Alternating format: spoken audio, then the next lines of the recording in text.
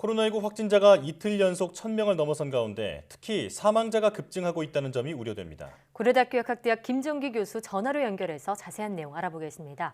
교수님 나와 계십니까? 네, 안녕하세요. 네.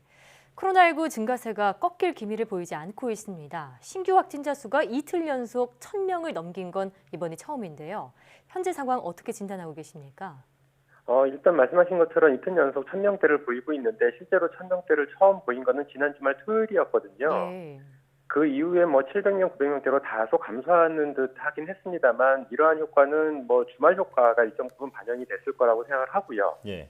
여기에다가 2.5단계를 현재 수도권 시행하고 있는데 이 효과도 어느 정도는 있다라고는 보고 있습니다. 네. 네. 근데 실제로 1,000명이 확진자가 넘어섰다는 얘기는 급속하게 확진자가 크게 증가할 가능성이 굉장히 높은 가능성이 있는데 지금 현재 이렇게 정체되어 있는 느낌을 주는 거는 제가 보기에는 2.5단계의 효과다라고는 보고 있는데 예. 그럼 이게 언제까지 갈 거냐가 문제거든요. 근데 예. 제가 보기에는 이 절충 구간, 그러니까 확산세와 2.5단계의 효과의 절충 구간은 그리 길지 않을 거라고 보고 있고요. 예. 조만간 추가적인 방역 조치가 나타나지 않는다라고 그러면 환자가 급증할 가능성이 굉장히 높다 이렇게는 보고 있습니다. 예. 절충 구간을 만들지 않는다면, 절충 구간이 지난다면 갑자기 환자가 급증할 가능성도 있다 이렇게 지적해 주셨습니다. 자, 위중증 환자는 확진으로부터 2, 3주 시차를 두고 발생한다고 알려져 있습니다. 그렇다면 앞으로 병상 부족이나 사망자 급증 같은 문제가 더 악화할 가능성도 있다는 건가요? 말씀하신 대로 보통 위중증 환자가 확진 이후에 2, 3주 후부터 이제 임상 증상이 악화되면서 발생을 하게 되는 게 일반적이거든요. 당시에 현재 지금 위중증 환자로 발전하는 분들 같은 경우에는 11월 말에서 12월 초쯤에 확진되신 분들로 추정이 되고요. 예. 당시에는 한 400명에서 500명 정도의 확진자 규모였습니다. 근데 그 뒤에 500명에서 600명, 나아가서 1,000명까지 보였기 때문에 지금보다는 하루가 다르게 위중증 환자 비율이 크게 증가할 거다 이렇게는 보고 있습니다. 네. 자, 그런데 사망자 수도 심각한 수준입니다. 17일 기준으로 22명의 사망자가 나오면서 가장 많은 수치를 기록했는데요. 사망자 수를 줄일 수 있는 대책은 무엇일까요? 가장 중요한 거는 확진자의 보통 2에서 5% 정도가 위중증으로 발전하고 그 다음에 적절한 치료가 없을 경우에 사망에 이르기 때문에 네. 기본적으로 확진자 숫자를 줄이는 게 관건이고요. 예. 주로 사망자분들 같은 경우에 고령층이 대부분이거든요. 그렇다 보니까 고령층에 대한 감염 관리가 중요하다 이렇게는 보고 있습니다. 예.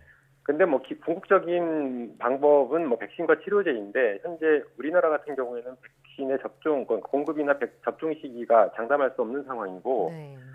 그렇다면 치료제밖에 없는데 일단 셀트리온의 항체 치료제가 연내에 조건부 긴급 사용 승인을 신청할 걸로 예상이 되고 있고요. 예. 그렇게 되면 내년 초에는 실제로 상용화가 가능할 거라고 보고 있고 또 네. 실자의 혈장 치료제도 내년 상반기 정도에는 조건부 긴급 승인을 신청할 걸로 보이고 있거든요. 그래서 각각이 경증 또는 중증 환자를 대상으로 치료하는 치료제이기 때문에 네. 이러한 우리나라 자체에서 개발하고 있는 어떤 치료제가 성공적으로 개발되기를 기대하는 방법밖에 없지 않나 이런 생각을 가지고 있습니다. 네.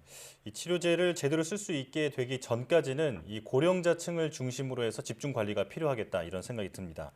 자, 정부는 거리두기 3단계 격상을 준비하면서 세부 내용을 조율하고 있다고 밝혔습니다. 이 가운데 꼭 포함돼야 할 내용은 무엇이라고 보시나요?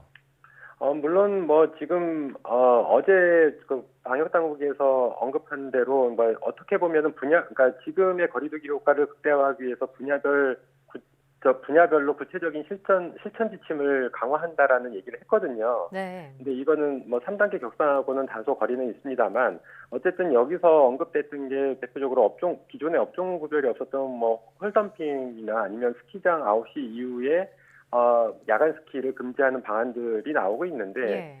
이러한 부분들은 글쎄요, 실효성 부분은 크지 않을 거다. 왜냐하면 굉장히 마이너하기 때문에. 그래서 제가 개인적으로 전문가들마다 의견은 좀 다소 차이는 있습니다만 제가 개인적으로 생각하는 가장 꼭 포함돼야 될 내용은 한시적으로나마 실내에서 마스크를 벗는 상황에 대한 어떤 관리 대책, 대표적으로 음식물 섭취라든가 이런 부분에 대한 어떤 관리 대책이 필요하지 않을까 생각을 하고 있습니다. 예. 예.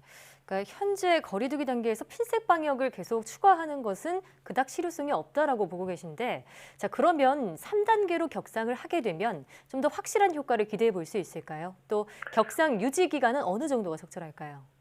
일단 뭐 3단계 격상도 중요하긴 합니다만 네. 제가 보기에는 3단계 격상의 지금 방역 지침 자체가 아직 구체적이지는 않거든요.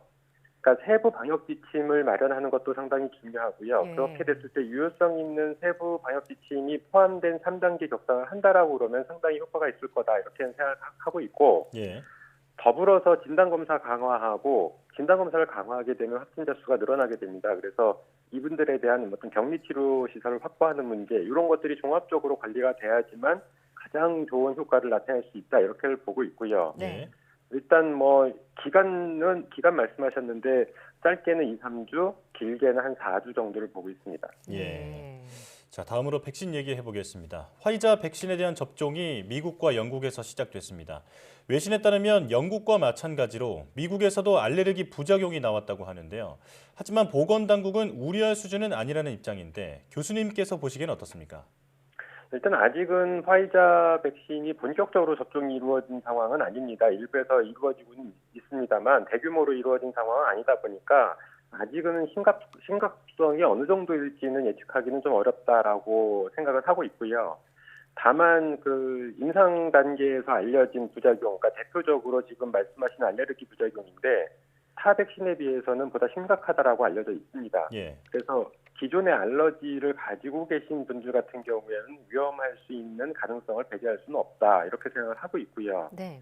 실제로 미국 FDA에서 승인할 때에도 이러한 위험성을 인정을 했습니다. 그래서 위험성이 있으나 백신 접종을 통해서 얻을 수 있는 잠재적인 이익이 우위에 있다라고 했기 때문에 승인을 한 거였거든요. 네. 그래서 뭐 향후의 경우에 따라서는 심각한 부작용으로 발전할 가능성도 있다라고 보고 있습니다. 예. 네. 자, 어쨌든 이렇게 세계 각국은 벌써 접종에 들어간 상황인데 우리나라는 그렇지 않죠. 그래서 백신 도입 시기가 너무 늦어지는 건 아니냐 이런 우려도 나옵니다.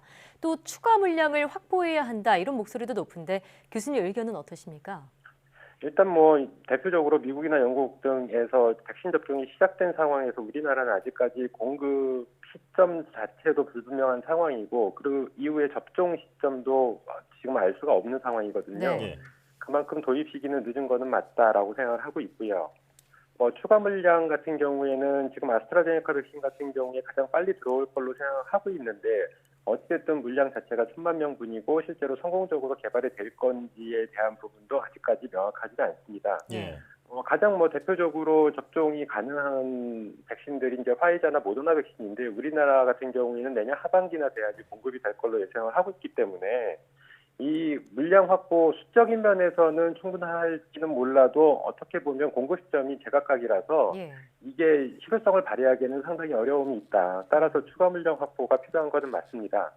근데 화이자나 모더나 백신은 지금 시점에서 추가 물량 확보하기는 굉장히 거의 불가능할 거라고 생각을 하고 있고요. 예. 그렇군요. 아마 지금 추가 물량 확보하는 거는 내후년이나 접종이 가능할 걸로 예상을 하고 있습니다.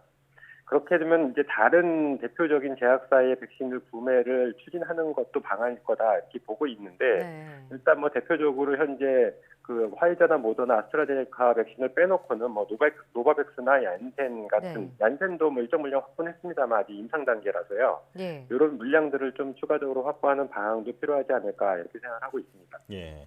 다른 대안도 좀 적극적으로 찾아봐야겠다는 생각이 듭니다. 지금까지 고려대학교 약학대학 김정기 교수와 함께 코로나19 상황 살펴봤습니다. 교수님 고맙습니다. 감사합니다.